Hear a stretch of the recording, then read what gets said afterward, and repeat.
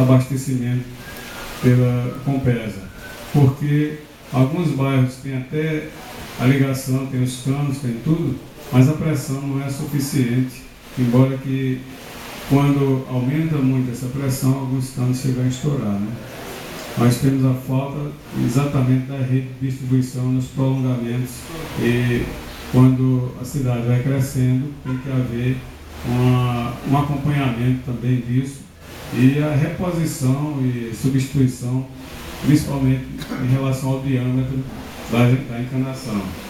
Então, é bom que se diga que esses postos vêm suprir necessidades momentâneas e provavelmente no futuro, mesmo com a ligação, se não houver uma renovação do sistema de distribuição através da Compesa, que inclusive já está orçado, já está feita concorrência, esse sistema de distribuição de pesqueira deverá ser implantado em no máximo 2 anos. Mas até lá eu acho que vai precisar uma complementação, e esses postos que nós temos aprovados já 6 postos, colocar em funcionamento 6 postos aqui que tem Vila Nova, né, toda a periferia da cidade. Então nós fomos visitados essa semana pelo Dr. Guilherme, que é lá da Secretaria de Recursos Hídricos, e confirmou que nossa solicitação já tinha sido aprovada pelo secretário e estava para ser iniciada, desde que não precisa nem licitação, nada, que já dentro da exigência da emergência supera tudo isso devido aos valores já contratados. No caso, isso aí seria uma readequação da rede de distribuição com verba vinda do governo federal, Não, do governo estadual. A ampliação da rede, readequação, vamos dizer, a demanda, isso aí já tem um contrato do governo estadual no programa de águas de Pernambuco. Sim, aí Processo. prazo de 2 anos para iniciar ou para concluir? Não, eles estão, pelo menos existe já até a placa para isso, né? Para concluir. Concluir. Aí tem também outro pedido de Expedito Alves Cabral, tratamento de esgotos. Dentro desse sistema, eu não entendi bem qual era a solicitação, que falava também na área do aterro sanitário. E dentro disso nós temos um estudo para, inclusive o nosso diretor de recursos hídricos está aqui presente, o companheiro Sidney, ele está concluindo um estudo do sistema de drenagem da cidade, de tratamento dos esgotos. Ele, como geólogo, também é quem está olhando essa parte de águas, e diante disso nós temos dentro da secretaria um departamento que está estudando a parte de transporte das águas servidas até o local de tratamento, que é exatamente a gente chama dos esgotos, né? Outra coisa, pedir também o Expedito Alves abastecer a questão de perenização do Ipanema e revitalizar e florestar o Rio Ipanema. Então são coisas assim que abastecer o Rio Ipanema talvez tenha sido dentro daquele primeiro projeto de transposição do Rio São Francisco, onde iria abastecer também a perenização do Ipujuca, né, transformada numa realidade, e dessa transposição do São Francisco para o Ipujuca também a possibilidade de abastecer o Ipanema. Eu acho que foi isso que eu entendi. Não sei se é isso que você queria. Então, diante disso, nós sabemos que o projeto inicial da vinda pelo Rio Ipujuca, para perenizar o Ipujuca, está suspenso, devido à adutora do Agreste, que vai beneficiar 68 cidades e mais de 100 distritos. E com essa adutora, a sangria que existia lá na barragem de Água Branca, haveria vamos dizer, uma demanda, inclusive superior à demanda que seria colocada no rio Ipujuca, com o risco, inclusive, dessas águas serem poluídas. Então ela vai vir em tubo fechado, e já houve a licitação do projeto, já houve também a licitação da execução da primeira parte, que irá até Belo Jardim, e essa primeira parte deverá iniciar, segundo o governo do estado também, que é um convênio, uma das partes do PAC, né?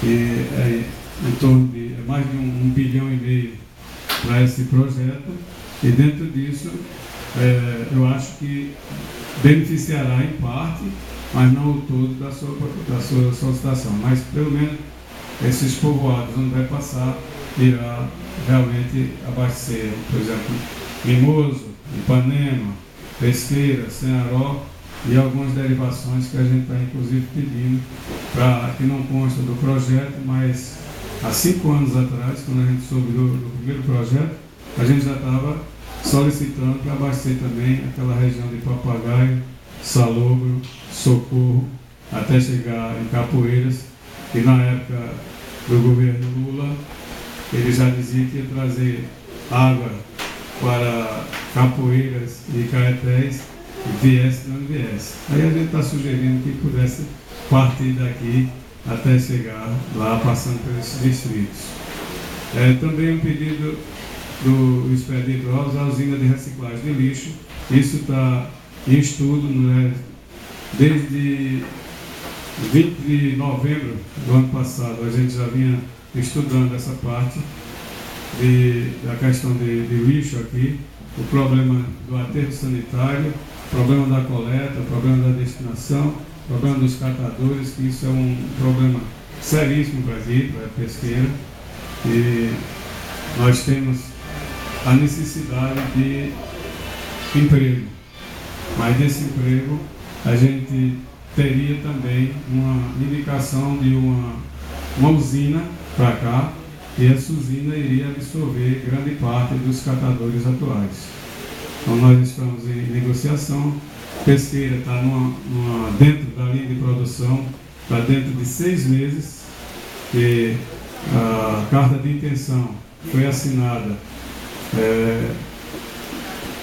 no meado de março, e depois dessa carta de intenção tem 6 meses para eles elaborarem, aprovarem o projeto e iniciar a instalação.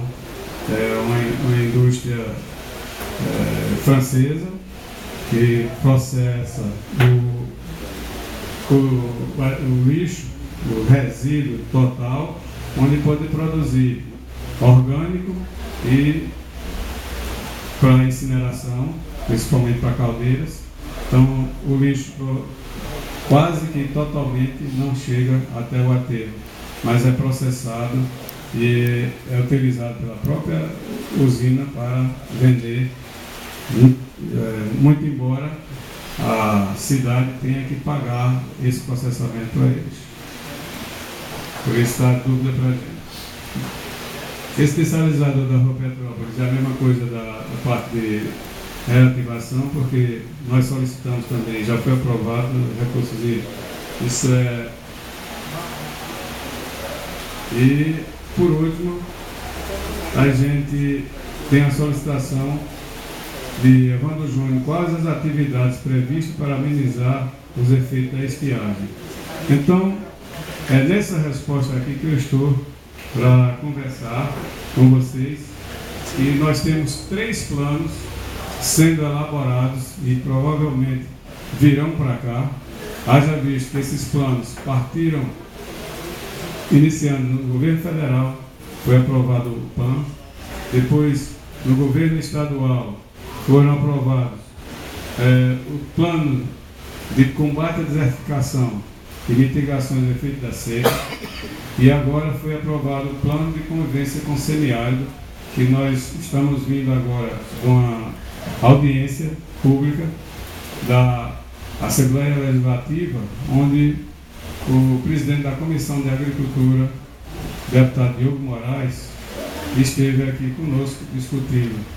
Ele chegou aqui às 8 horas da manhã, foi visitar algumas experiências exitosas aqui na região e, posteriormente, ele veio para cá para discutir com as lideranças também daqui da região e alguns secretários, entre eles eu estava, secretários também de Poção, de Pesqueira, de São Bento, de Sanharó, Alagoinha, onde a gente discutiu essa parte de convivência com semiárido e a utilização do bioma Caatinga para a sobrevivência.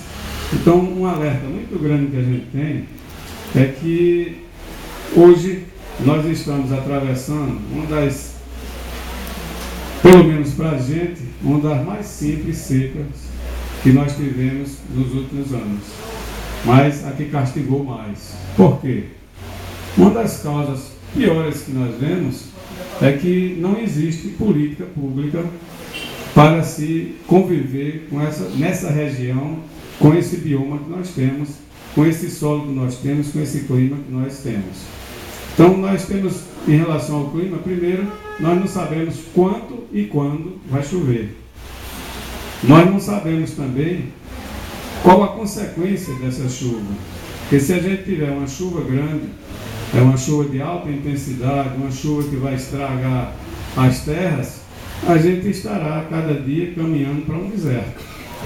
Então, dentro do nosso bioma, nós estamos estragando a cobertura, dizendo que está fazendo um roçado.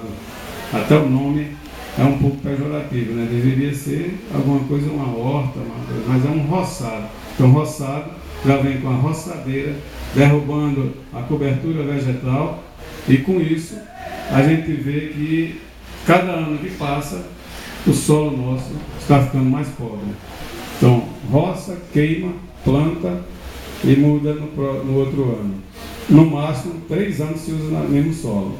Se a gente comparar isso com outras regiões, por exemplo na Europa, vou citar aqui, eu sempre gosto de citar a China, que tem um solo e um clima parecido com o nosso, e há mais de 2.000 anos as famílias usam o mesmo espaço para plantar. E lá não se muda, não se queima, apenas tem um segredo: lá ninguém perde dejetos animais, vegetais ou de seres humanos. Então lá tem, inclusive, como aqui na área indígena o pessoal diz, tem um respeito à Mãe Terra. E lá a gente devolve tudo aquilo que recebeu dela. Aqui não, a gente leva para outro canto tudo aquilo que recebe dela. Então, inclusive passou no Globo Repórter o pessoal transportando uma cestazinha das fezes daquele período seco, que eles não tinham o que colocar, mas as fezes e a urina deles eles transportam para o roçado para fazer a melhora desse roçado. Nós não temos esse costume aqui. Se a gente disser que adubou com as fezes, ninguém vai querer comer aquele produto, né? Então, é questão de religião, de cultura e principalmente de a gente começar a estudar essas coisas. Desde o primário, a gente já deveria estar iniciando o estudo do meio ambiente que vivemos e o estudo do bioma Caatinga. Por isso, é importante, num momento desse, a gente iniciar a conhecer melhor.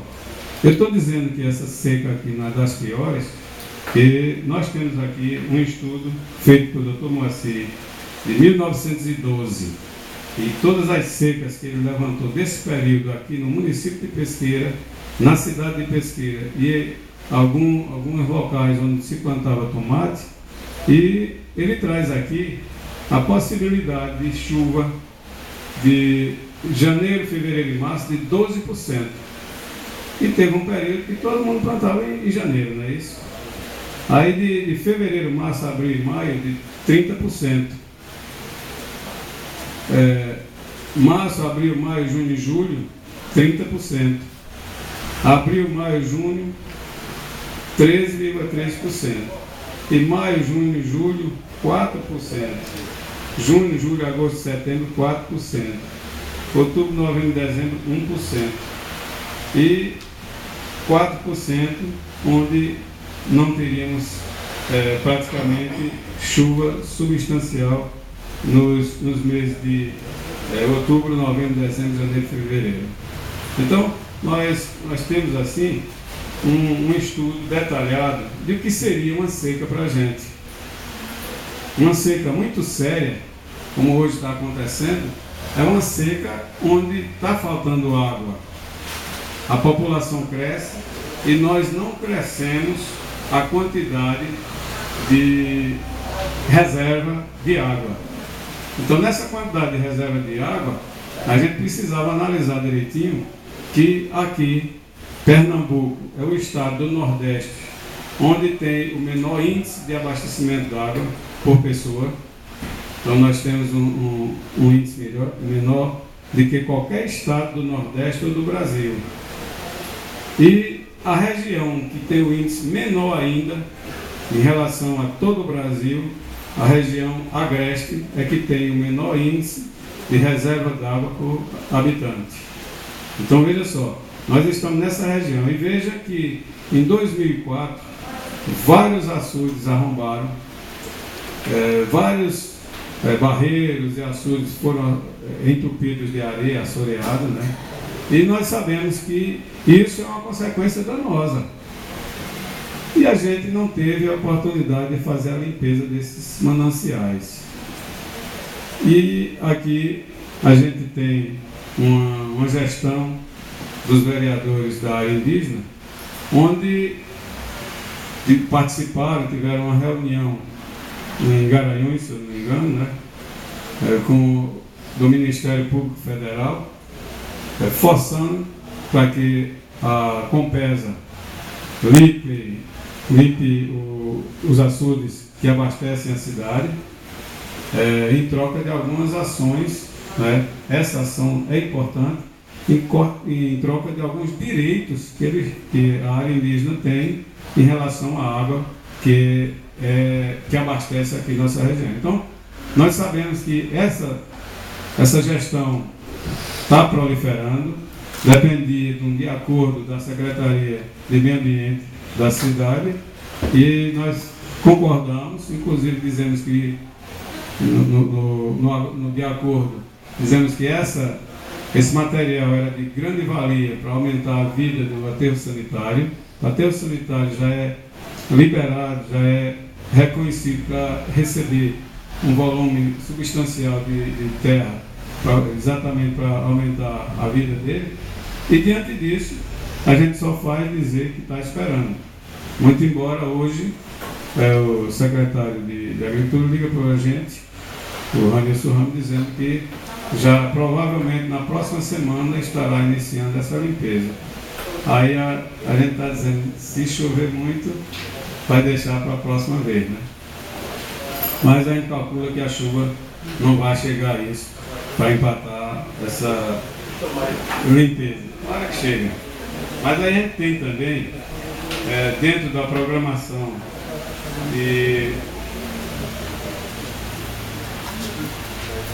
do semiárido, que nós chamamos a Caatinga, uma série de metas para serem atingidas dentro ainda desse momento, que é a questão de implementar segurança hídrica, alimentar, energética, ambiental, capacitação da população e a cultura da sustentabilidade. Isso é um projeto do governo, que foi aprovado agora há pouco, esse que a gente estava discutindo ali, e onde tem 86 sugestões da sociedade civil, em que eles incluíram nesse projeto.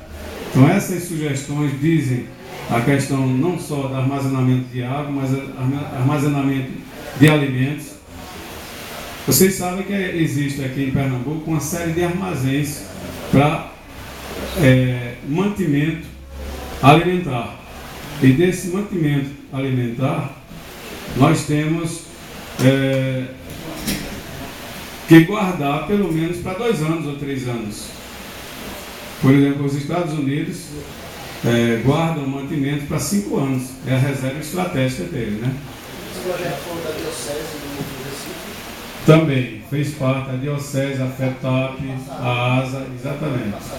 Então esse projeto, ele traz uma série de além das metas, atividades.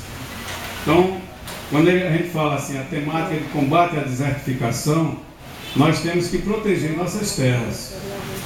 Na região mesmo de Papagaio e Salobro, nós estivemos fazendo um estudo e já dá para sentir que quase 50% da área que era agricultável há 50 anos atrás, onde plantava tomate com toda tranquilidade, essa área hoje está em vias de desertificação. Perdeu a cobertura de areia e continua perdendo, sem nenhuma proteção. Você vê no rio Papagaio Liberal, esses rios têm bancos de areia que tem mais de 5 metros de profundidade. E toda essa areia vindo da região de Salobro e Papagaio. Então, está havendo uma destruição. Se a gente não tomar providências urgentes, nós veremos ali, dentro em breve, mais 40, 50 anos, um deserto completo. Então, nós temos a dificuldade hoje de alimentar animais, mas a própria Caatinga, a nossa própria Caatinga tem alimentos que, se trabalhassem, se os institutos de pesquisa tivessem trabalhado esses alimentos, a gente hoje não estava importando semente, e nós estamos hoje importando semente de amendoim bravo, de estilosantes, como eles chamam alfafa do Nordeste.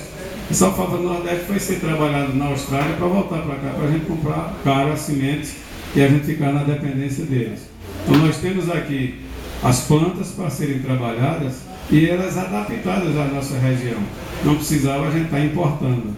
Mas infelizmente a gente pegou o costume de plantar o capim e somente essas coisas que são importadas é que a gente dá valor. O nativo nosso não tem valor. Por quê? Porque não existe um estudo do manejo desse material. Então é um material genético altamente importante para a nossa região, que esse material genético está sendo destruído pelo fogo para fazer o enroçado nosso e fazer os campos de capins que nós temos. Agora, um caso muito sério nessa seca atual é a questão da palma. O carmim atacou, né, a cochonilha, e destruiu a palma, que eu acho que pouca coisa nós temos, a não ser quem tinha palma miúda, que está fazendo a multiplicação dela. Inclusive, alguma palma que está vindo aqui já está perdendo a resistência à cochonilha do carmim, que a cochonilha do carmim está se adaptando a esse novo tipo de alimento. Tanto ataca a palma de espinho, como o mandacaru, o faxeiro, está atacando tudo. Por quê? Até um colega nosso disse que estava atacando até a jurema preta. Não é ela não, está atacando a jurema preta não, que não é do hábito dela. Mas poderá se adaptar a qualquer xerófita, qualquer planta dessas que estão adaptadas ao Nordeste, ela pode se transformar em destruidora daquilo. Então esse processo a gente tem que, pelo menos, conter e ter, pelo menos, uma quantidade de reserva alimentar para voltar a ter aquele rebanho que nós tínhamos antes de que a cochonilha do carmim começou a se implantar aqui em 2001. Então, de lá para cá, o prejuízo está grande e nós temos que correr atrás desse prejuízo. E um projeto que nós estamos propondo para o prefeito apresentar para vocês é exatamente essa questão de como a gente vai fazer reserva durante períodos de seca. Porque é lógico que nós precisamos repensar todo o processo de criação, mas também, sem a palma, a gente vai perder muito. Porque a palma tem em torno de 85% a 90% de água, de 80% a 90% na parte mais seca. Então, se a gente tem essa palma, essa substância que 10% pelo menos é matéria seca, mas o outro é água, então o animal vai beber muito mais água, vai precisar de muito mais água do que precisaria se ela ainda estivesse dentro da alimentação nossa. Então, é bom que a gente faça uma proposta e uma análise e que toda a sociedade se envolva num processo desse, porque já temos aqui as minutas de proposta dessas leis, e essas minutas a gente poderia em outra oportunidade, discutir com vocês, como também a gente queria discutir em outra oportunidade também a questão de um roçado que a gente está propondo para não queimar, não ter esse processo de destruição da caatinga, para poder a gente conversar melhor e ter oportunidade.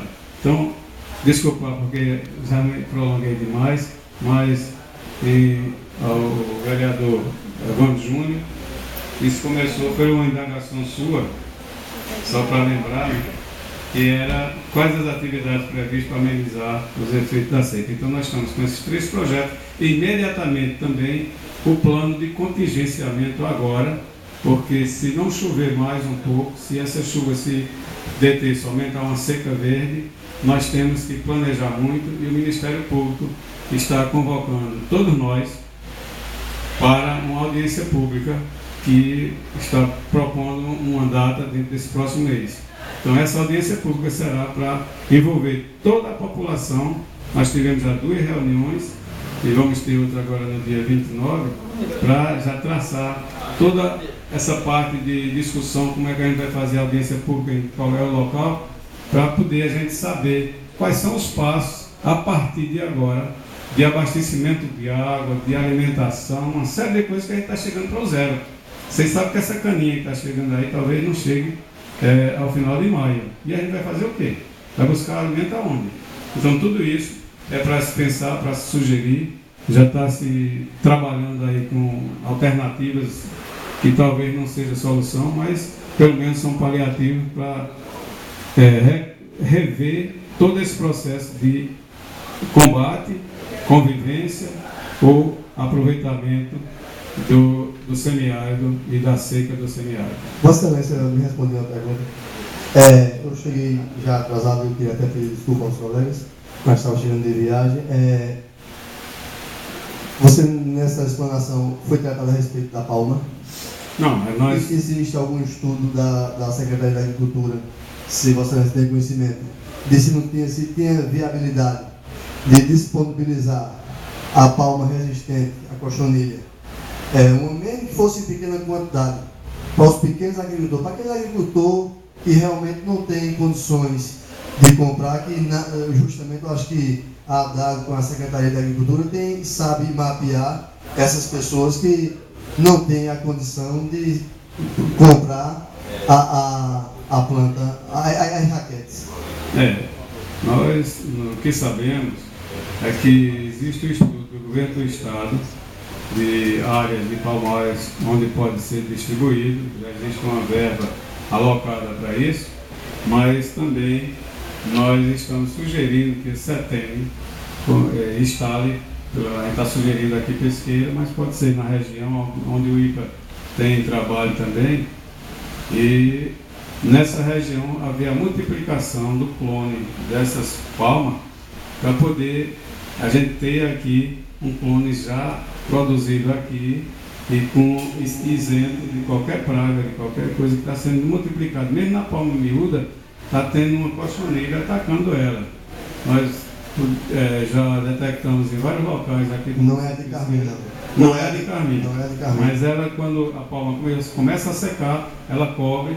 Eu vi agora em Cajueiro, Novo Cajueiro, onde ali ao lado da escola tem um plantio de palma e logo ali tem cerca de 10% da palma já